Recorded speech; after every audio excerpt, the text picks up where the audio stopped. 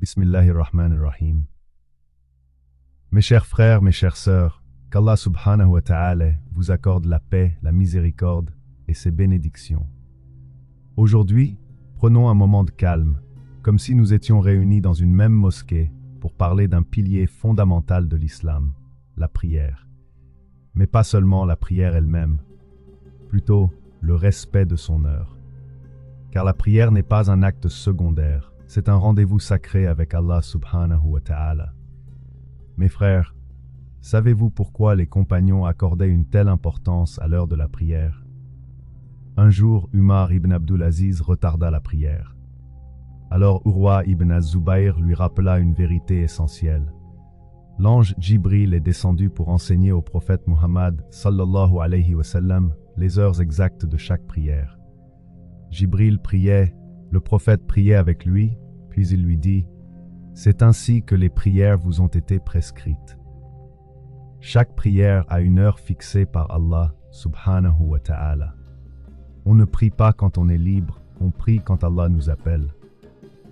Le prophète Muhammad sallallahu alayhi wa sallam accomplissait même la prière du As très tôt, par respect pour l'ordre d'Allah subhanahu wa ta'ala.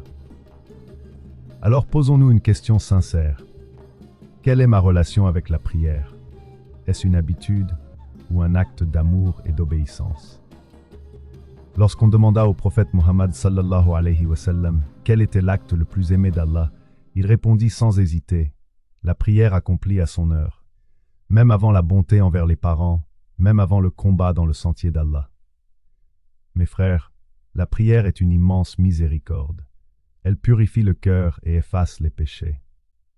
Le prophète sallallahu alayhi wa sallam a donné cet exemple simple. Si quelqu'un se lavait 5 fois par jour dans une rivière, resterait-il sale?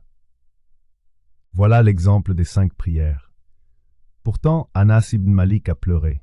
Il disait « Je ne reconnais presque rien de l'époque du prophète sallallahu alayhi wa sallam, sauf la prière, et même la prière commence à se perdre. Oui, les mosquées sont nombreuses, mais la concentration, l'humilité et la présence du cœur diminuent. Et pourtant, l'islam est une religion de sagesse. » Quand la chaleur était intense, le prophète sallallahu alayhi wa sallam retardait légèrement la prière de Dour, montrant qu'Allah subhanahu wa ta'ala ne veut pas nous fatiguer, mais nous éduquer avec miséricorde. Mes frères, quand tu pries, tu parles en privé avec Allah subhanahu wa ta'ala, pas avec ton téléphone, pas avec ce monde, mais avec le Créateur des cieux et de la terre. Alors réfléchis. Si Allah t'appelle 5 fois par jour, peux-tu ignorer son appel?